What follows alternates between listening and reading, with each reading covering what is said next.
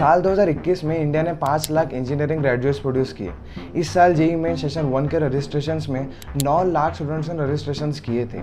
और इन स्टैट्स की ज़रूरत ही क्या है, आप अपने आसपास अपने जान पहचान के लोगों में देख लो, एटलीस्ट कोई एक तो होगा जो इंजीनियरिंग कर रहा होगा या ऑलरेडी एक इंजीनियर होगा। लेकिन इंडिया में इतने ज़्यादा इंजीनियर्स क्यों है और इंडिया के लोगों में इंजीनियरिंग को लेकर ये ऑब्सेशन आखिर कहाँ से आया, इसी के बारे में आज की वीडियो में जानने की कोशिश करेंगे। बेटा इंजीनियर बनेगा। Farhan Qureshi BTech engineer. Nice. क्या जॉब करता है? Software engineer. सॉफ्टवेयर इंजीनियर क्या है ये सारे सॉफ्टवेयर इंजीनियर कैसे है?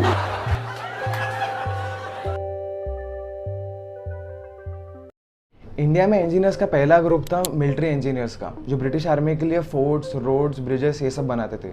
लेकिन उसके बाद में मिड 19th सेंचुरी में PWD पब्लिक वर्क्स डिपार्टमेंट की शुरुआत हुई, जो पब्लिक के लिए रोड्स, ब्रिजेस, गवर्नमेंट इंफ्रास्ट्रक्चर और रेलवेज ये सब बनाते थे। लेकिन PWD में ज़्यादातर जो इंजीनियर्स थे वो ब्रिटिश थे और इंडियन काफ़ी कम थे, और इसका रीज़न था इंस्टीट्यूशंस।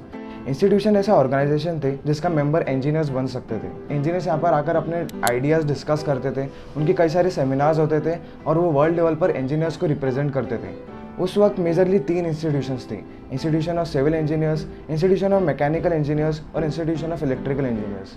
और ये तीनों इंस्टीट्यूशंस लंदन में थे और इसलिए ऑफकोर्स इसमें जो ज़्यादातर मेंबर थे वो ब्रिटिश इंजीनियर्स थे। इसलिए इंडियन इंजीनियर्स ने ये सोचा कि वो खुद का अपना एक इंस्टीट्यूशन बनाएंगे, इसलिए 1920 में कैलकाटा में इंस्टीट्यूशन ऑफ इंजीनियर्स इंडिया की शुरुआत की। इस इंस्टीट्यूशन में मैकेनिकल, सिविल और इलेक्ट्रिकल तीनों इंजीनियर्स कंबाइंड फॉर्म में थे। और इस इंस्टीट्यूशन के खुलने के बाद में PWD में इंडियन इंजीनियर्स की क्वांटिटी काफ़ी ज़्यादा बढ़ चुकी थी। और PWD में काम करने वाले इंजीनियर्स का सिर्फ टेक्निकल काम ही नहीं बल्कि मैनेजमेंट से रिलेटेड भी काफ़ी ज़्यादा काम होता था। जैसे उन्हें कॉन्ट्रैक्टर्स को मैनेज करना पड़ता था, अकाउंट्स को मैनेज करना पड़ता था और मटेरियल भी खरीद कर लाना पड़ता था। उनकी लाइफ भी आज के टाइम के सिविल सर्वेंट ऑफिसर्स की तरह होती थी। जैसे इन्हें ऑफिसर्स ही बुलाया जाता था, इन्हें रहने के लिए घर मिलता, घर में काम करने के लिए सर्वेंट्स मिलते और उसके बाद में रिटायरमेंट के बाद पेंशन जैसी कई सारी फैसिलिटीज़ दी जाती थी।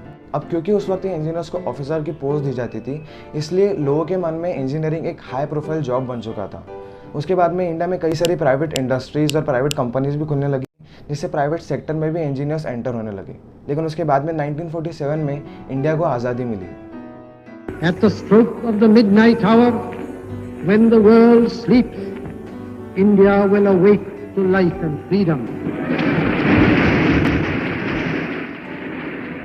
इंडिपेंडेंस के बाद भारत एक खराब इकोनॉमिक कंडीशन से गुजर रहा था और उन्हें एक फाइनेंशियल सपोर्ट की ज़रूरत थी, जिसके लिए उन्हें इंडस्ट्री सेटअप करने की ज़रूरत थी और इंफ्रास्ट्रक्चर को डेवलप करना पड़ता, जो दोनों ही काम इंजीनियर्स कर सकते थे। इंडिपेंडेंस के बाद में ब्रिटिश इंजीनियर्स इंडिया छोड़कर जा चुके थे और उसके बाद में सिर्फ इंडियन इंजीनियर्स बचे थे, जो ज़्यादा नहीं थे।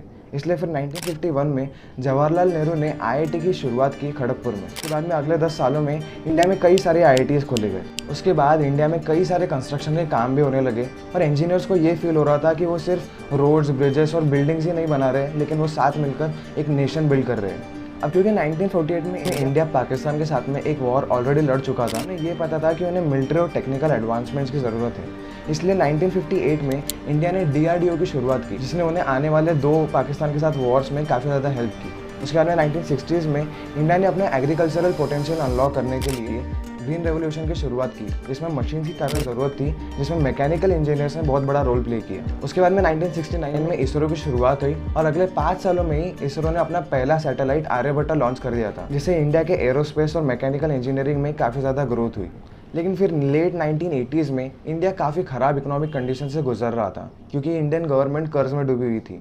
इसलिए फिर 1991 में इंडियन गवर्नमेंट ने लिबरलाइजेशन और ग्लोबलाइजेशन का पाथ चूज़ किया, जिसमें उन्होंने फॉरेन कंपनीज़ के ऊपर टैक्सेस काफ़ी रिड्यूस कर दिए और बिजनेस करने के लिए उनके ऊपर रिस्ट्रिक्शंस कम कर दिए।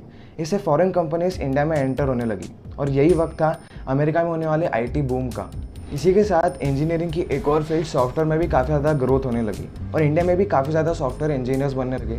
लेकिन इसके बाद में ब्रेन ड्रेन भी होने लगा। इसका मतलब लोग इंडिया में इंजीनियरिंग करते थे और उसके बाद में अमेरिका में जाकर या किसी और कंट्री में जाकर जॉब करते थे, बेटर अपॉर्चुनिटीज़ और बेटर इनकम की सर्च में। इसलिए आज के टाइम पर जो वर्ल्ड के टॉप कंपनीज़ के CEOs है वो इंडियन इंजीनियर्स ही है। लेकिन हमें ये भी बात ध्यान में रखनी होगी कि ये केस सिर्फ उन इंजीनियर्स के लिए जो IITs या इंडिया के टॉप कॉलेजेस से पढ़ो, लेकिन ऐसे बहुत से इंजीनियर्स हैं जो आज भी इंडिया में ही जॉब कर रहे हैं। अब क्योंकि इंडिया में इतने ज़्यादा स्टूडेंट्स इंजीनियर बनना चाहते हैं, इसलिए इंडिया में इतने ज़्यादा इंजीनियरिंग कॉलेजेस भी है।